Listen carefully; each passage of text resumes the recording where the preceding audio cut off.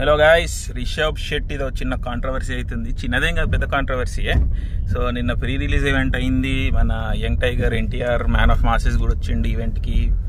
So ఈ ఈవెంట్లో చాలా పెద్దగా జరిగింది. మైత్రి వాళ్ళ రిలీజ్ అనుకుంటా, ఇఫ్ ఐఎమ్ నాట్ రాంగ్.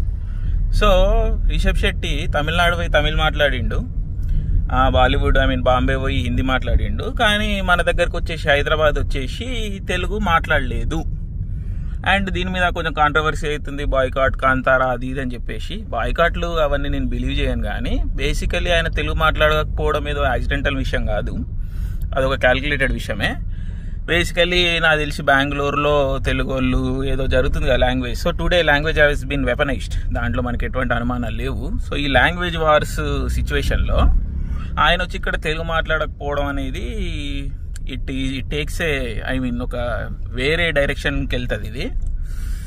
ఇప్పుడు ధనుష్ లాంటి వాళ్ళు వచ్చి మన దగ్గర తెలుగు మాట్లాడారు. ధనుష్ ఏ పాయింట్ ఆఫ్ వ్యూ నుంచి వస్తాడు, ఆ పాలిటిక్స్ ఏంది, ఆ ద్రావిడియన్ యాంగిల్ ఏంది మనకు తెలుసు. వెనకాల కూడా బ్యాక్గ్రౌండ్లో 50 రూపాయలు అని నడుస్తుంది. సో 50 రూపాయల పాలిటిక్స్ ఇవన్నీ ధనుష్వి, అవి మనకు తెలుసు. సో రిషబ్ శెట్టికి ఏం అవసరం? ఇప్పుడు రిషబ్ శెట్టి ఇప్పుడు ధనుష్ సినిమాలు ఇక్కడ నడుస్తాయేమో, కానీ ధనుష్కి యాజ్ ఎ పర్సన్ తెలుగులో పెద్ద రెస్పెక్ట్ అంటే ఏం లేదు కదా. బికాజ్ ఆయన politics is not appreciated in our lands.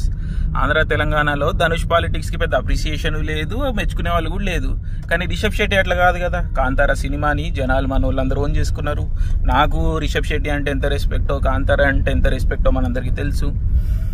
And Rishabh Shetty ఇప్పుడు మన ఎన్టీఆర్ లాంటి పెద్ద యాక్టర్ వచ్చేసి ఈవెంట్ గ్రేస్ చేసిర్రు. తెలుగు వాళ్ళందరూ యునానిమస్గా రిషబ్ శెట్టిని సపోర్ట్ చేస్తుర్రు, ర్యాలీ చేస్తుర్రు, ఆయన సినిమా నడవాలని కోరుకుంటుర్రు. ఇప్పుడు ప్రాబబ్లీ కాంతారాకి అన్ని రీజన్స్లో one of the biggest openings AP Telangana నుంచి వస్తుంది. ఇలాంటి టైంలో తెలుగు మాట్లాడకపోవడం అన్న కాల్ ఏదైతే క్యాల్కులేటెడ్ కాల్, మళ్ళీ చెప్తున్నా ఇది క్యాల్కులేటెడ్ కాల్, ఇదేదో ర్యాండమ్ కాల్ కాదు. ఇలాంటి క్యాల్కులేటెడ్ కాల్ తీసుకోవడం అప్రిషియేటెడ్ కాదు. నేను చెప్తున్నా కదా, self attested one of the biggest Rishab Shetty fans నేను. ఇప్పుడు నాలాంటి వ్యక్తి కూడా డిసప్పాయింట్ అవుతున్నాడు. ఎందుకంటే ఇక్కడికి వచ్చి తెలుగు మాట్లాడకపోవడం ఏంది? కన్నడ తెలుగు అనేవి చాలా క్లోజ్లీ రిలేటెడ్ లాంగ్వేజెస్. అట్లని మనం ఏం పర్ఫెక్ట్గా మాట్లాడాలని కూడా చెప్తలేం కదా. ఆయనకు వచ్చిన భాషలోనే మాట్లాడితే అయిపోయేది కదా. సో ఎందుకు ఈ క్యాల్కులేషన్ ఇలాంటి ఒక చిన్న విషయంలో అన్నది నాకు రాంగ్ క్యాల్కులేషన్ అనిపిస్తున్నది. ఆయన అట్లా చేసేది లేకుండే. బట్ మీరేమంటారో చెప్పండి. నాకైతే మంచిగా అనిపిస్తలేదు ఆయన తెలుగు మాట్లాడకపోవడం. సినిమా అయితే చూస్తాం, కాంతారా ఎట్లాగూ రివ్యూ కూడా పెడతాం మన ఛానల్లో. బట్ ఈ షుడ్ హ్యావ్ స్పోకెన్. అంటే మనం కూడా I think we should ask. ఇదేం పెద్ద విషయం కాదు, తెలుగులో మాట్లాడాలి, వచ్చిన తెలుగులో మాట్లాడాలి. ధనుష్ లాంటి వ్యక్తులు మాట్లాడరా అని మనం చూద్దాము. బట్ రిషబ్ శెట్టి అయితే మాట్లాడాల్సి ఉండే. ఇది నా టేక్. మీరేమంటారో చెప్పండి.